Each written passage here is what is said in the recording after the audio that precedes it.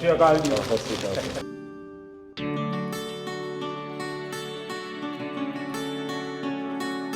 हिंदुस्तान के गांव का एक लड़का जब दुनिया में नाम रोशन करता है तो अच्छा लगता है। और आप तो नसीब वाले हो जी, आपके परिवार ने आपका नाम दिलजीत रखा तो आप जीतते ही जाते हो लोगों को।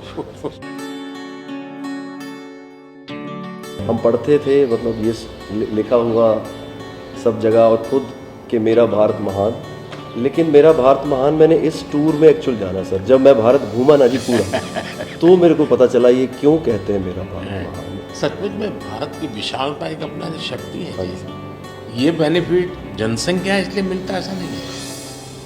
हम लोग एक वाइब्रेंट सोसाइटी है। आपकी जर्नी से भी सर हम जब देखते हैं तो मतलब आपने कितना अपनी इकाइयों में हिमाचल चले जाना और सब कुछ छोड़ देना और फिर भगवान का इतना आशीर्वाद हो जाना, ये बहुत बहुत मतलब ये भगवान की मर्जी ही है। उसके बिना क्या होता है? हमारे देश में हर इंसान पौधे में भी परमात्मा देखता है। 100% मतलब हम वेस्टेज नहीं करते हैं। हाँ, थ्रो अवे कल्चर वाले लोग नहीं हैं। रिसाइकल रीयूज अभी दुनिया में नाम आया है, हमारे तो ब्लड में है। हाँ जी। दुनिया को इसका पता नहीं है। कभी आप अपने कार्यक्रमों के द्वारा ये ज़रूर कर सकते हैं कि भारत के लोग पर्यावरण की रक्षा कैसे करते हैं। अब जैसे मैंने अभी ये कार्यक्रम चलाया, एक पेड़ माँ के नाम, अपनी माँ को याद करते हुए, माँ जिंदा है तो माँ को साथ ले जाओ और पेड़ लगाओ। माँ की जीवन स्मृति बन जाएगी। और माँ जिंदा नहीं है तो फोटो लेकर के जाओ, लेकिन माँ को कहो माँ तुम्हारे लिए। तो अपनी माँ जिसने हमें जन्म दिया और ये धरती माता जो जीवन देती है, दोनों को हम एक प्रकार से आज करोड़ों लोग ये काम कर रहे हैं। हाँ। भारत में सबसे बड़ा अगर कोई जादू जिसको कह लो तो वो योग है। और जिसने योगा को अनुभव किया है वो उसकी ताकत जानता है। हाँ जी सर। आपको ये बाहर जाते हैं तो अनुभव क्या आता है? संगीत के इतने बड़े समारोह में जाते हैं तो बाकी लोगों की भाषा, उनकी स्टाइल, नए इमोशंस होते हैं। जी जी सर, मेरे को लगता है सर जैसा उन्होंने बना दिया एक कोचेला को एक फेस्टिवल, या और भी फेस्टिवल्स बड़े होते हैं, हम तो बहुत ज़्यादा बड़े कर सकते हैं यहाँ पे सर। और लोग दुनिया भर से ट्रैवल करते हैं ऐसे फेस्टिवल्स के लिए। तो हमारा तो इतना रिच कल्चर है, अगर हम ढाबे में बैठ के भी खाना खा रहे हैं और कोई राजस्थान में गा रहा है तो इतना सुरीला गा रहा है कि बंदा बोलता है कि मैं गाना छोड़ दूं यार, ये इतना अच्छा गाना गा रहा है। और मैं प्रोफेशनली गाता हूँ, ये बंदा प्रोफेशनली गा भी नहीं रहा और मेरे से अच्छा गा रहा है। इतनी ज़्यादा उनके अंदर कला है। वो लोग बना के बैठ गए। और अगर हमारे इधर कोई ऐसा डेवलप होगा तो दुनिया भर से लोग, मेरे मन में एक कल्पना है, आ सकते हैं सर। मैं सोच रहा था कई वर्षों से, लेकिन अब वो मैं इसको कर रहा हूँ। वेव्स। मेरा मत ये है कि इतना बड़ा देश और दुनिया की सबसे ज़्यादा फिल्में यहाँ बनती हैं। हाँ जी सर।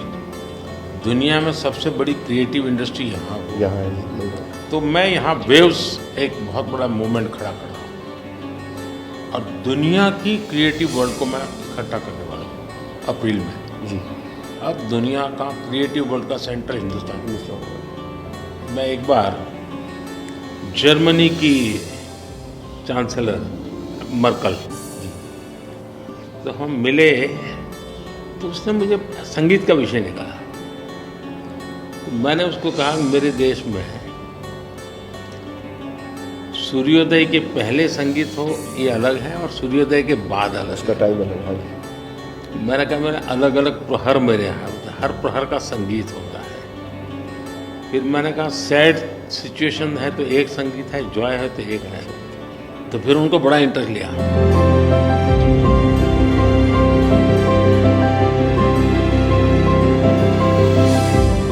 मैं सचमुच में साहबजादों का जो बलिदान है जी सर।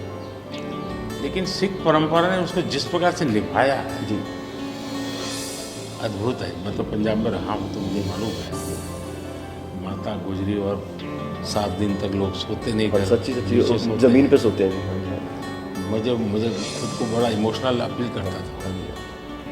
तो फिर मैंने यहाँ आकर के 26 दिसंबर को हाँ जी, वाह वीर बाल दिवस मना था, और मैं देश के हर बच्चा को चाहता हूँ कि वो समझे कि कैसे वीरता होती थी, जी सर। आस्था क्या होती थी।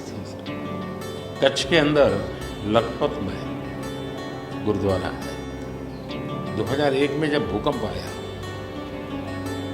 तो उसको काफ़ी नुकसान हुआ गुरुद्वारा।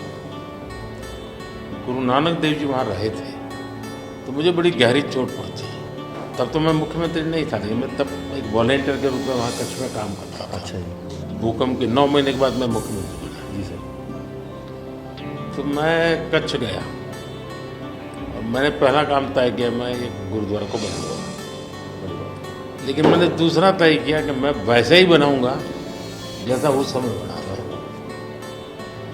तो ऐसे लोग कौन मिलेंगे, तो मैंने बहुत ढूंढा मिट्टी कहाँ से मिलेगी, उस प्रकार की। आखिर मैंने राजस्थान से कलाकारों को लाया, आर्टिस्टों को, और उनके बाद जैसा था वैसा बनाया। सर मैंने आपका इंटरव्यू देखा था सर अभी हाल ही में, उसमें जब आप अपने माँ और गंगा माँ को बात कर रहे थे, जब आप इमोशनल हो गए सर, वो मुझे बहुत टच किया। मतलब वो एक हमारे लिए आप प्रधानमंत्री एक बहुत बड़ा पद है, तो हम शायद एक जो उसके पीछे एक माँ और बेटा और इंसान है, वो कई बार वो निकल जाता है, भूल जाता है, क्योंकि एक ओहदा बहुत बड़ा है। लेकिन वो जब आप अपने माँ को लेके और गंगा मैया को लेके, वो जो आपका वो दिल भरा, वो टच होता है, पता चलता है कि ये एक्चुअली ये दिल से बात निकली है, तभी दिल तक गए। सर ये हमने इंडिया की तरफ से ये पहला सबसे बिगेस्ट टूर हुआ है कि हमने जितने देशों में शोज़ किए, पहली बार स्टेडियम शोज़ किए सर हमने। ये इस साल जैसे टूर कल्चर हमारे कम था, हमारे अहमदाबाद में कहाँ किया, गिफ्ट सिटी में? हाँ जी हाँ जी अच्छा। हाँ जी सर। वो गिफ्ट सिटी भी एक मेरा बड़ा ड्रीम प्रोजेक्ट। हाँ जी सर, हमने सबने हमको बताया सर, अब जब जलेबी फाफड़ा भी खाया और सबने सबसे बड़ी बात है, मैं आपकी तारीफ करने के लिए नहीं कह रहा, नहीं जी, ये शोहरत को पहचाना। और मैं आपके व्यवहार से देखता हूँ, लोगों से सुनता हूँ कभी कभी, तो मुझे लगता है कि आपके माता पिता के संस्कार का हो या गुरु की कृपा रहो, आपने इन सारी चीज़ों को पचाया है, उछल नहीं पड़े।